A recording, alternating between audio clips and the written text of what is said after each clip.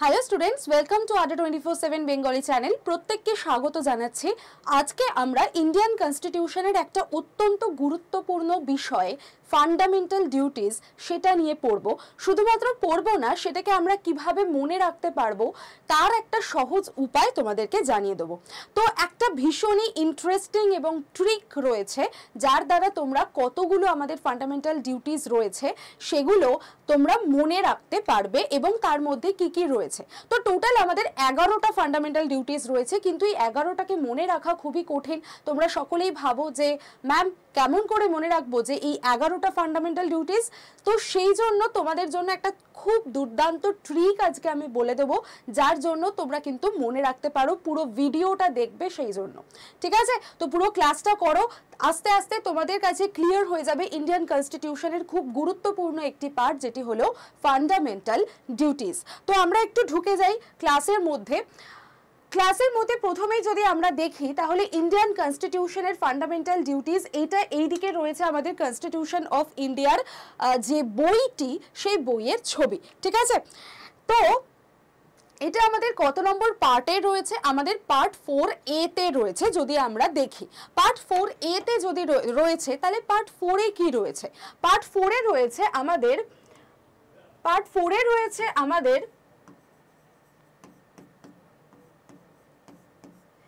DPSP, ঠিক আছে?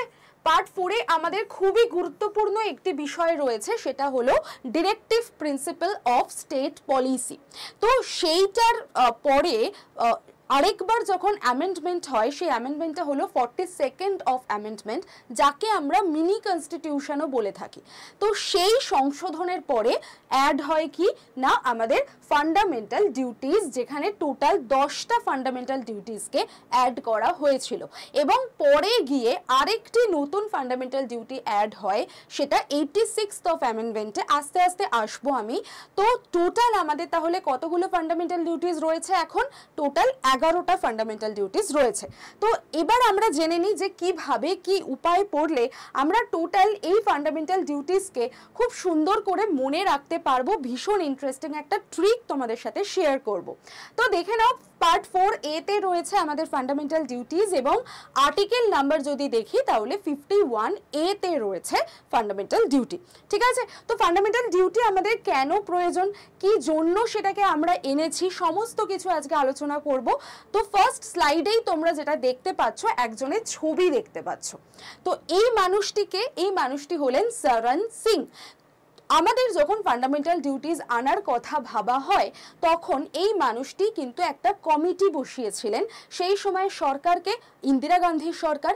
এবং সেই সময় 1976 সালের কথা বলছি আমি, তখন ইন্দিরা গান্ধীর সঙ্গে শরণ সিং একটা কমিটি বসান এবং তখন ঠিক হয় যে আমাদের দেশের যে নাগরিক রয়েছে তাদের জন্য কিছু ডিউটি বা কর্তব্য ফিক্স করে দেওয়া হোক, যে তাদের কিছু ফান্ডামেন্টাল রাইটস কিন্তু আলাদা বিষয়, ফান্ডামেন্টাল ডিউটিস আলাদা বিষয়, দুটোকে আমাদের গুলিয়ে ফেললে চলবে না।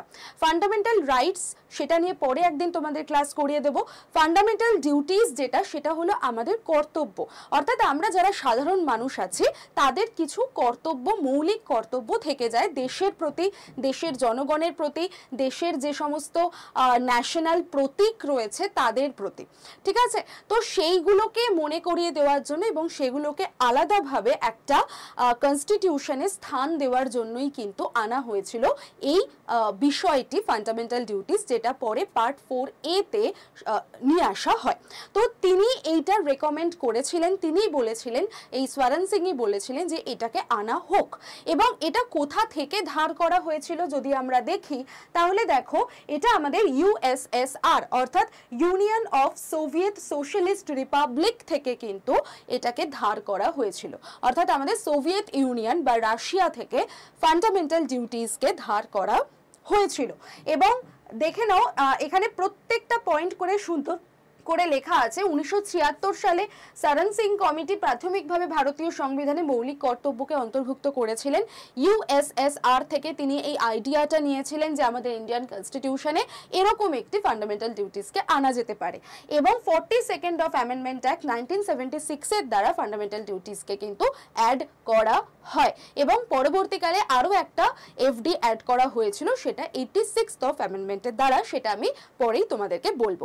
এইবার আসছি আমাদের মূল যে বক্তব্য, সেখানে যে এই যে টোটাল 11টা ফান্ডামেন্টাল ডিউটি আমি মনে রাখবো কি করে ম্যাম? অবশ্যই মনে রাখতে পারবে, তার জন্যই তো আমি আছি, তার জন্যই তো তোমাদের একটা ছোট্ট শর্ট ট্রিক বলে দেবো। তোমরা নিশ্চয়ই এবিসিডি জানো, তো এবিসিডির মধ্যে এ থেকে কে অবধি মনে রাখো শুধু, ঠিক আছে? পরপর পরপর আমাদের যে অ্যালফাবেট আছে, just A B C D E F G H K, এই G H I J K, এই কে অবধি শুধু তোমরা একটু মনে রাখো, তাহলেই তোমাদের পুরো বিষয়টা তৈরি হয়ে যাবে। তো চলো দেখে নিই যে আমরা কেমন করে জিনিসটাকে মনে রাখতে পারি। দেখো, ফার্স্টেই রয়েছে তোমাদের এ ফর অ্যাবাইড। তো আমরা একটু নতুন ভাবে কিন্তু শিখবো A for B for C for, ঠিক আছে? তো ছোটবেলায় আমরা এ ফর অ্যাপেল পড়েছিলাম, কিন্তু এবার আমরা জানবো এ ফর অ্যাবাইড। তো পুরোটা যদি আমরা দেখি, আমাদের 1 নম্বর ফান্ডামেন্টাল ডিউটি কি বলা আছে? to abide by the constitution and respect its ideals and institutions, the national flag and the national anthem. তো আমাদের যে সংবিধান রয়েছে, আমাদের ন্যাশনাল ফ্ল্যাগ রয়েছে, এবং সব শেষে আমাদের যে জনগণমন অর্থাৎ আমাদের ন্যাশনাল অ্যান্থেম রয়েছে, এই যে তিনটে বিষয়, এই তিনটে বিষয়কে কিন্তু আমাদের সম্মান জানাতে হবে। তিনটে বিষয়ের প্রতি আমাদের একটা দায়িত্ব রয়েছে, একটা কর্তব্য রয়েছে, এবং তাদের প্রতি আমাদের কিন্তু একটা সবথেকে বড় বিষয় সম্মান দেখানো, সম্মান প্রদর্শন রয়েছে। তো সেইটা সবার আগে মাথায় রাখতে হবে। অ্যাবাইড কথার মানেই হচ্ছে সেটা। তো এ ফর অ্যাবাইড যদি আমরা মনে রাখি, এবং তিনটে বিষয় মনে রাখবো, সংবিধান, ফ্ল্যাগ, ন্যাশনাল অ্যান্থেম, ঠিক আছে? তাহলে এ ফর আমরা জানতে পারলাম। এইবার চলে আসি আমরা বি ফর এর দিকে। দেখো, বি ফর আমরা তিনজনকে মনে রাখতে পারি, তার মধ্যে সব থেকে বেশি ইম্পর্টেন্ট যে দুজন মানুষ, তাদেরকে মনে রাখলেও হয়ে যায়। একটা হলো বাপুজি, অর্থাৎ আমাদের মহাত্মা গান্ধীকে আমরা আরেক নামে কি নামে জেনে থাকি? বাপু। এবং সেকেন্ড হচ্ছে ভগৎ সিং, আমরা ভগৎ সিংও জেনে থাকি যে ফ্রিডম ফাইটার, তাই না? এবং থার্ড যিনি রয়েছেন বাল গঙ্গাধর তিলক, তো তার নামও কিন্তু বি দিয়ে শুরু। তো আমরা এই তিনটে বি কে মনে রাখতে পারি কিভাবে? দেখো, আমাদের যে 2 নম্বর ফান্ডামেন্টাল ডিউটি রয়েছে, তার মধ্যে বলা হয়েছে to cherish and follow the noble ideals which inspired our national struggle for freedom. অর্থাৎ আমাদেরকে কিন্তু এই যে ফ্রিডম ফাইটাররা রয়েছেন, স্বাধীনতা সংগ্রামীরা রয়েছেন, তাদেরকে মনে রাখা, তাদের যে অবদান, তাদের যে আমাদের দেশের প্রতি তারা যে মানে আত্মত্যাগ করে গেছেন, সেইটাকে সম্মান জানানো এবং সেইটাকে মনে রাখার উপরেই কিন্তু জোর দেওয়া হয়েছে 2 নম্বর যে ফান্ডামেন্টাল ডিউটি আমাদের রয়েছে তার মধ্যে। তো সেই জন্য বলা হয়েছে যে দেখো, ন্যাশনাল স্ট্রাগল অ্যান্ড ফ্রিডম, অর্থাৎ এদেরকে, এই সমস্ত ফ্রিডম ফাইটারদেরকে আমাদের মনে রাখতে হবে। তো বি ফর আমরা এদের নাম মনে রাখতেই পারি, বাপুজি, ভগৎ সিং এবং কি বাল গঙ্গাধর তিলক। এরা প্রত্যেকেই ফ্রিডম ফাইটার ছিলেন। তাহলে আমরা এ আর বি জেনে গেলাম। নেক্সট চলে যাই আমরা। দেখো, নেক্সট চলে আসছে আমাদের সি ফর সুই। আমরা কি জেনেছি না, রোনাল্ডোর একটা পোজ আমাদের খুব ফেমাস হয়েছিল, তাই না? এখনো বাচ্চারা যদি পাড়ায় দেখি যে এরকম রোনাল্ডো যারা ফ্যান, তারা কিন্তু এই পোজটা খুব ফলো করে থাকে এবং মুখে একটা শব্দ উচ্চারণ করে, সেটা হলো সুই। তো এই যে সুই শব্দটা, এটা একটা বিদেশি শব্দ। চাইনিজ ভাষা এটা একটা আলাদা মানে আছে, এবং অন্যান্য নানান ভাষায় এটা কিন্তু আলাদা আলাদা মানে আছে। তো আমরা সেই দিকে যাব না, জাস্ট এই পশ্চারটা, গেস্টারটা মনে রাখবো। এবং এই যে সুই অর্থাৎ SUI, এই তিনটে শব্দকে আমরা তুলে নেব। তিনটে শব্দ বলবো না, ইনিশিয়ালকে আমরা তুলে নেব। কিসের কিসের ইনিশিয়াল? দেখো, সোভার্নিটি, ইউনিটি এবং ইন্টিগ্রিটি, ঠিক আছে? তো এই যে সার্বভৌমত্ব, একত্ব এবং ইন্টিগ্রিটি মানে আমাদের যে ইন্টিগ্রেশনের কথা বলা হচ্ছে, অর্থাৎ একসাথে থাকা, এই ইউনিটির সঙ্গে সম্পর্কিত, ঠিক আছে। তো এই সোভার্নিটি, ইউনিটি এবং ইন্টিগ্রিটিকে আমাদেরকে প্রোটেক্ট করতে হবে। আমাদের ইন্ডিয়ার মধ্যে যে আমরা একসাথে থাকি, বৈচিত্র্যের মধ্যেও যে আমরা একটা একতা দেখাই, তো সেই ডাইভার্সিটির মধ্যেও যে একতা দেখাই সেটাকে আমাদেরকে ধরে রাখতে হবে। সেটা আমাদের একটা কর্তব্য বলে ধরা হয় আমাদের ইন্ডিয়ান কনস্টিটিউশনে, যেটা আমাদের 3 নম্বর এফডির মধ্যে রয়েছে। তো আমরা SUI থেকে সোভার্নিটি, ইউনিটি, ইন্টিগ্রিটির প্রতি আমাদের যে কর্তব্য বা এগুলোকে ধরে রাখা, মেনটেন করার উপর যে আমাদের নাগরিকদের একটা দায়িত্ব আছে, সেটাকে বলা হচ্ছে। তাহলে আমরা ABC একদম ক্লিয়ার হয়ে গেল। আশা করি তোমরাও খুব মজা পাচ্ছ এটার মধ্যে দিয়ে আস্তে আস্তে জানতে। দেখবে একদম ক্লাসের শেষে কিন্তু তোমাদের পুরোটা গল্পের মতো তৈরি হয়ে যাবে যদি তোমরা এই ইমেজগুলোকে মাথার মধ্যে খেলাতে থাকো, ঠিক আছে। তো চলো নেক্সট যেটা রয়েছে, আমরা চলে যাই ডি এর দিকে। তো ডি ফর আমরা দেখছি কি ডিফেন্ড। ডিফেন্ড মানে কি আমাদের প্রতিরক্ষা, তাই না? তো এখানে কিসের প্রতিরক্ষার কথা বলা হয়েছে? To defend the country and the render national service when called upon to do so. অর্থাৎ আমাদেরকে কিন্তু আমাদের যে প্রতিরক্ষা ব্যবস্থা রয়েছে, যে আমাদের দেশকে যে রক্ষা করছেন তাদের প্রতি একটা সম্মান দেখাতে হবে। তাদের জন্য আমরা যে সেফ আছি, এখন তোমরা জানো কি পরিস্থিতি চলছে, কিন্তু তারাই আমাদেরকে রক্ষা করে যাচ্ছেন।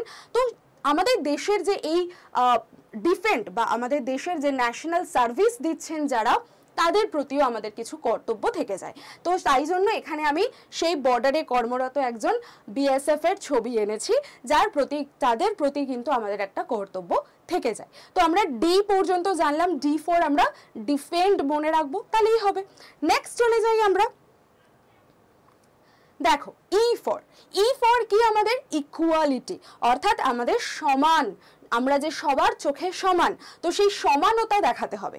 কিসের প্রতি সমান? দেখো একটু ভালো করে, আমাদের একটা তুলাদণ্ড রয়েছে, মানদণ্ড, যেটাকে আমরা দেখতে পাই, আমাদের আদালতেও দেখতে পাই, যে আমাদের কিন্তু সবার চোখে আমরা সমস্ত যারা ব্যক্তি রয়েছে, নারী পুরুষ লিঙ্গ ভেদে, কাস্ট ভেদে, রিলিজিয়ান ভেদে সবাই সমান, এমনটাই বলা হয় আমাদের কনস্টিটিউশনে।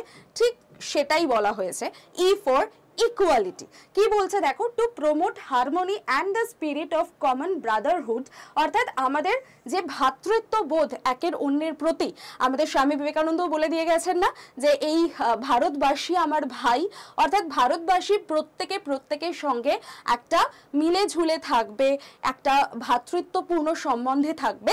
এটাই আমাদের কাছে কিন্তু আমাদের সংবিধান, আমাদের দেশ এক্সপেক্ট করে থাকে। অর্থাৎ আমরা সাধারণ নাগরিক যেন এইভাবেই ইকুয়ালিটির মধ্যেই থাকতে পারি। অর্থাৎ নারী পুরুষ জেন্ডারগত দিক থেকেও তো কোনো কোনো রকম আনইকুয়ালিটি থাকবে না, সবাই সমান। তার সঙ্গে সঙ্গে কিন্তু কাস্ট এবং অন্যান্য যে সমস্ত, দেখো রিলিজিয়ান, লিঙ্গুইস্টিক অর্থাৎ ভাষাগত ভেদ, রিজিওনাল অর্থাৎ আমরা অঞ্চল ভেদে যে আলাদা আলাদা জায়গায় বসবাস করি, আলাদা আলাদা মানুষের অঞ্চল ভেদে থাকতে থাকতে, যারা পাহাড়ে অঞ্চলে বাস করে, যারা মরুভূমি অঞ্চলে বাস করে, তাদের আলাদা আলাদা টাইপের জীবনযাত্রা হয়, কিন্তু আমরা কিন্তু একটা সহাবস্থানে রয়েছি। তো এই বিষয়টাকেই এখানে দেখানো হয়েছে। সেকশনাল ডাইভার্সিটিস অর্থাৎ আমাদের সমস্ত ডেমোগ্রাফির যে গণতন্ত্র যে বিষয়টা, সেটাকেই এখানে রিফ্লেক্ট করা হচ্ছে, যে একটা ইকুয়াল রাইট, ইকুয়াল সবকিছু আমাদের মধ্যে রয়েছে। তো নেক্সট চলে যাই, ই ফর ইকুয়ালিটি আমরা জেনে নিলাম। তো আমরা নতুন ভাবে কিন্তু ABCD শিখছি, তাই না? নেক্সট চলে যাই, নেক্সট দেখো এফ ফর বলেছে ফোর্ট, অর্থাৎ আমাদের যে বড় বড় মনুমেন্ট রয়েছে, বড় বড় স্তম্ভ রয়েছে, এইগুলোর প্রতিও আমাদের একটা সম্মান দেখাতে হবে, কারণ এগুলো আমাদের দেশের সম্পদ। এই যে বড় বড় মনুমেন্ট, বড় বড় সাঁচি স্তূপ রয়েছে, রেড ফোর্ট রয়েছে, যাদের ছবি আমরা আমাদের যে নোট, আমাদের যে টাকা রুপি, তার মধ্যে কিন্তু দেখতে পাই। কেন দেখতে পাই? কারণ এই যে বড় বড় প্রতিষ্ঠান, বড় বড় যে স্তম্ভ বা যা কিছু, এদের প্রতিও কিন্তু আমাদের একটা সম্মান, এদের প্রতিও কিন্তু আমাদের একটা কর্তব্য থেকে যায়, যে এগুলোকেও প্রোটেক্ট করতে হবে, এগুলোকেও ভালো রাখতে হবে। তাই জন্য দেখবে সব সময় এই ধরনের ফোর্টে যাওয়ার আগে, এই ধরনের যে কোনো ইনস্টিটিউশনে যাওয়ার আগে আমাদের বলে দেয় যে পরিষ্কার পরিচ্ছন্ন রাখতে সেই জায়গাগুলো। কারণ কি, এই সমস্ত ঐতিহাসিক যে জায়গা রয়েছে, ইতিহাস প্রসিদ্ধ যে ভারত, তাকেও আমাদেরকে রক্ষা করতে হবে। তো এই প্রত্যেকটা দায়িত্ব কিন্তু আমাদের থেকে যাচ্ছে। তো এফ ফর সেই জন্য বলা হয়েছে, দেখো, to value and preserve the rich heritage, এই হেরিটেজগুলোকে আমাদের সংরক্ষণ করতে হবে অফ আওয়ার কম্পোজিট কালচার, কারণ এগুলো আমাদের ভারতের যে সংস্কৃতি, ভারতের যে আমাদের যে রিচ কালচার রয়েছে সেগুলোকেই কিন্তু প্রতিফলিত করে থাকে। তো এগুলো খুবই ইম্পর্ট্যান্ট। নেক্সট যদি আমরা চলে যাই জি এর দিকে, তো জি কি বলছে, গ্রিন ইন্ডিয়া। গ্রিন ইন্ডিয়া মানে কি, দেখো, to protect and improve the natural environment. বারবার তোমাদেরকে বলি যে আমাদের এখন কিন্তু এই যে সবুজ প্রকৃতি, সবুজ চারপাশ, এগুলোকে প্রোটেক্ট করতে হবে, তাই না? তো সেটার কথাই এখানে বলা হয়েছে যে আমাদের ইন্ডিয়াকেও কিন্তু সবুজ বানিয়ে দিতে হবে, শস্য শ্যামলা বসুন্ধরাই আমাদের, তাই না? তো সেইভাবেই to protect and improve the natural environment including forest, দেখো, বন জঙ্গলকে রক্ষা করতে হবে, lake, river, wild life, to have compassion for living creatures, অর্থাৎ এই সমস্ত যে জীব জন্তু রয়েছে, গাছপালা রয়েছে, লেক রয়েছে, রিভার রয়েছে, সমুদ্র রয়েছে, সমস্ত কিছুকে আমাদেরকে সুন্দর রাখতে হবে, অর্থাৎ আমাদের পুরো ভারতবর্ষকে শস্য শ্যামলা বসুন্ধরার মতনই রাখতে হবে, ঠিক আছে? তো তার কথাই বলা হয়েছে আমাদের গ্রিন ইন্ডিয়া বানিয়ে তুলতে হবে, ঠিক আছে? তো সেইটার প্রতিও আমাদের একটা কর্তব্য থেকে যায় আমরা দেশের নাগরিক হিসাবে। দেন আমাদের চলে আসছে কি এইচ ফর হিউম্যানিটি অ্যান্ড হোমি ভাভা। তো হোমি ভাভাকে আমরা কারা না চিনি, সবাই চিনি। হোমি ভাভা আমাদের নিউক্লিয় গবেষণা নিয়ে কাজ করেছেন, একজন বিখ্যাত সায়েন্টিস্ট। তো তিনি রয়েছেন, তার পাশাপাশি রয়েছে আমাদের হিউম্যানিটি, অর্থাৎ আমাদের মানবতা বোধ। তো এইচ ফর আমরা এই দুজনকেই কিন্তু দেখতে পাই। কেন পারি দেখে নাও। H for to develop the scientific temper, humanism and the spirit of inquiry and reform, অর্থাৎ আমাদের সায়েন্টিফিক যে টেম্পার, আমাদের সায়েন্সের যে উন্নয়ন, সায়েন্সের যে, আমরা জানি আমাদের দেশে কত বড় বড় বিজ্ঞানী জন্মগ্রহণ করেছেন, আচার্য জগদীশচন্দ্র বসু রয়েছেন, সত্যেন্দ্রনাথ বোস রয়েছেন। তো বহু সায়েন্টিফিক্যালি আমাদের দেশ কিন্তু খুবই উন্নত। তো সেই জায়গা থেকে সায়েন্টিফিক টেম্পারকে আমাদেরকে কর্তব্য আছে যে এগুলোকে রক্ষা করতে হবে। দেন হিউম্যানিজম, অর্থাৎ আমাদের এই মানবতা বোধ, অর্থাৎ দেখো, একদিকে আমরা পারমাণবিক বোমা বানাতে পারি, মিসাইল বানাতে পারি, কিন্তু পাশাপাশি আমাদের সেই মানুষের প্রতি যে ভালোবাসা, মানুষকে রক্ষা করা, হিউম্যানিটি অর্থাৎ আমাদের মানবতা বোধকে রক্ষা করা, এটাও কিন্তু পাশাপাশি দেখতে হবে। তো সেই কারণেই এখনো পর্যন্ত কিন্তু ইন্ডিয়া, আমাদের যে আর্মি রয়েছেন, নেভি রয়েছেন, তারা কিন্তু কোনো পাকিস্তানি যে সিভিলিয়ান তাদেরকে হত্যা করেনি, শুধুমাত্র জঙ্গিদের ওপর আক্রমণ করছে। তো এইখানেই আমাদের ইন্ডিয়ার একটা হিউম্যানিটি দেখাতে পারি আমরা, ইন্ডিয়া যে মানবতা বোধ সেইটা আমরা এখানে দেখাতে পারি। তো সেই যে কর্তব্যটা সেটাই কিন্তু এখানে প্রতিফলিত হয়েছে, ঠিক আছে? তো আমরা এইচ অবধি পৌঁছে গেলাম। দেন চলে আসছি আমরা কি আইতে।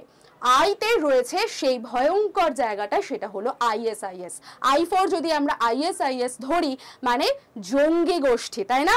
আইএসআইএস সে বিখ্যাত জঙ্গি গোষ্ঠী যাদের দেখলেই ভয় লাগে। তো সেই জঙ্গি গোষ্ঠীর কথা যদি আমাদের একটা ট্রিক হিসেবে ধরতে পারি, তো দেখো, to safeguard public property and to abjure violence, অর্থাৎ আমাদের যে ভায়োলেন্স রয়েছে, যে হিংসাত্মক মনোবৃত্তি, সেইগুলোকে কমিয়ে দিতে হবে, সেইগুলোর থেকে কমপ্লিটলি আমাদেরকে সরে আসতে হবে, অ্যাবজিওর করতে হবে।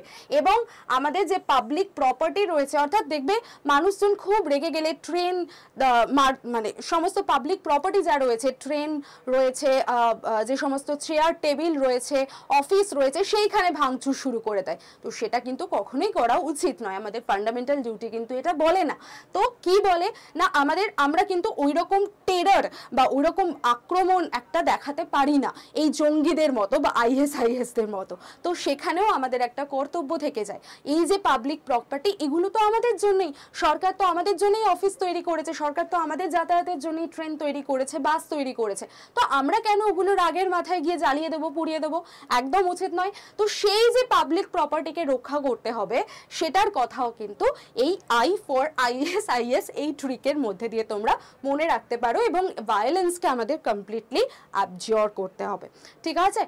নেক্সট দেখো জে, আমাদের আর দুটোই বাকি আছে, জে অ্যান্ড কে। তো জেতে দেখো জাদেজা আমরা মনে রাখতে পারি, জে ফর জাদেজা। তিনি কিন্তু সমস্ত দিক থেকে একটা ওয়ান্ডারফুল ক্রিকেট প্লেয়ার আমরা দেখতে পাই। আমাদের ইন্ডিয়ার মধ্যে একটা ভীষণই ভালো ক্রিকেটার হচ্ছেন এই জাদেজা, রবীন্দ্র জাদেজা। তো তিনি ব্যাটিং বলো, বোলিং বলো, ফিল্ডিং বলো, সব কিছুতে দারুণ খেলেন। তো সেই জাদেজার কথা যদি আমরা জে ফর দিয়ে মনে রাখি, কেন রাখবো? ট্রিক আছে বস। কি ট্রিক আছে চলো জেনে নি। টু স্ট্রাইভ টুয়ার্ডস এক্সিলেন্স, অর্থাৎ সমস্ত দিকে তার যে এক্সিলেন্স, তার যে এই ফাটাফাটি একটা স্কোর করার টেন্ডেন্সি, ফাটাফাটি বল করার টেন্ডেন্সি, তো সেই এক্সিলেন্স ব্যাপারটাকে আমাদেরকে মনে রাখতে হবে। তো জে ফর আমরা জাদেজার এক্সিলেন্স মনে রাখতে পারি, তাহলেই কিন্তু আমাদের ট্রিক এসে যাচ্ছে। তো excellence in all spheres of individual and collective activity so that the nation constantly rises to higher level. তো আমাদের এই যে দেশের যে এক্সিলেন্স রয়েছে, সব কিছুতে আমাদের দেশ যে এগিয়ে আছে, যে শ্রেষ্ঠত্ব, সেটাকে যদি আমরা ধরে রাখতে পারি, তবেই কিন্তু আমাদের দেশ আরও উন্নত থেকে উন্নততর দিকে এগিয়ে যেতে পারে। তো সেই জায়গা থেকে আমরা মনে রাখতে পারি যে জাদেজা তিনি একটা এক্সেলেন্ট প্লেয়ার। তো সেইখান থেকে একটা ট্রিক কিন্তু আমরা পেতে পারি। অ্যান্ড দ্য লাস্ট অর্থাৎ কে, আমরা কিন্তু 10টা ফান্ডামেন্টাল ডিউটি, যেটা 42nd অ্যামেন্ডমেন্ট অফ অ্যাক্টের দ্বারা ঢোকানো হয়েছিল আমাদের ইন্ডিয়ান কনস্টিটিউশনের পার্ট 4A তে, জেনে নিলাম। লাস্ট 86th অফ অ্যামেন্ডমেন্টে যেটা ঢোকানো হয়েছিল সেটা হলো এই 11 নম্বর, যেটা কে ফর আমরা মনে রাখতে পারি নলেজ। কিসের knowledge boss? To provide opportunities for education to his child or ward between the age of 6 and 14 years, অর্থাৎ 6 থেকে 14 বছরের যে বাচ্চাদের বয়স, তাদের আমাদেরই কর্তব্য যে তাদেরকে কিন্তু শিক্ষিত করে তুলতে হবে। অর্থাৎ আমাদের যে ইন্ডিয়ান বয়সের যে রেঞ্জ যদি আমরা দেখি, তো সেই 6 to 16 যে একটা বয়সের রেঞ্জ, 6 to 14, তো সেই বয়সের বাচ্চাদেরকে কিন্তু শিক্ষিত করে তুলতে হবে, তবেই আমাদের দেশ এগোতে পারবে। তো এই যে এডুকেশন বা এই যে নলেজের জায়গাটা, এটাই বলা রয়েছে আমাদের কেতে, অর্থাৎ কে ফর নলেজের দিক থেকে আমরা এটা মনে রাখতে পারি। আমাদের লাস্ট যে ফান্ডামেন্টাল ডিউটি অ্যাড হয়েছিল 86th অফ অ্যামেন্ডমেন্ট অ্যাক্ট 2002, অর্থাৎ আমাদের 2002 সালে যে অ্যামেন্ডমেন্ট হয়েছিল তার দ্বারাই কিন্তু এটা অ্যাড হয়। তাহলে আমরা টোটাল কতগুলো জেনে নিলাম? 11টা ফান্ডামেন্টাল ডিউটি জেনে নিলাম। খুব সহজে আমরা মনে রাখতে পারবো এটা এবার, তাই না? এ ফর অ্যাবাইড জানলাম। অ্যাবাইড কিসের প্রতি? আমাদের ন্যাশনাল যে সমস্ত প্রতীক রয়েছে, অর্থাৎ আমাদের কনস্টিটিউশনের প্রতি, আমাদের ন্যাশনাল ফ্ল্যাগের প্রতি এবং আমাদের ন্যাশনাল অ্যান্থেমের প্রতি আমাদের সম্মান। দেন বি ফর বাপু ভগৎ সিং আমরা মনে রাখছি, অর্থাৎ ফ্রিডম ফাইটার, তাদের যে স্ট্রাগল, আমাদের দেশকে যে স্বাধীন করা হয়েছিল, তো সেই সমস্ত ফ্রিডম ফাইটারদের আমাদের স্মরণ রাখতে হবে এবং তাদের যে কন্ট্রিবিউশন সেটাকে আমাদের স্মরণ করতে হবে, তাদেরকে সম্মান দিতে হবে। সি ফর সুই, অর্থাৎ রোনাল্ডোর কথা আমরা মনে করছি, sovereignty, unity and integrity. Then D for defence, প্রতিরক্ষা, সে প্রতিরক্ষায় যারা রয়েছেন তাদেরকে আমাদের সম্মান দিতে হবে, এটাই আমাদের কর্তব্য। ই ফর ইকুয়ালিটি, সেটা জেন্ডার ইকুয়ালিটি হোক, কাস্ট ইকুয়ালিটি, রিলিজিয়ান, লিঙ্গুইস্টিক, সমস্ত দিক থেকে যে একটা ইকুয়ালিটি রয়েছে সেটা মনে রাখতে হবে। এফ ফর রেড ফোর্ট, আমরা জানলাম ফোর্টের কথা আমরা পড়লাম, তাই না, যে আমাদের যে স্তম্ভ রয়েছে, যে মনুমেন্ট রয়েছে, সেগুলোকে সংরক্ষণ করতে হবে, কারণ এগুলো আমাদের দেশের জাতীয় সম্পদ, right? Then G for green India, আমাদের ইন্ডিয়ার যে পরিবেশ, প্রকৃতি, সেগুলোকে রক্ষা করতে হবে, তার হ্রদ, নদ নদী, সমুদ্র, পাহাড়, পর্বত, সব কিছুকে রক্ষা করতে হবে।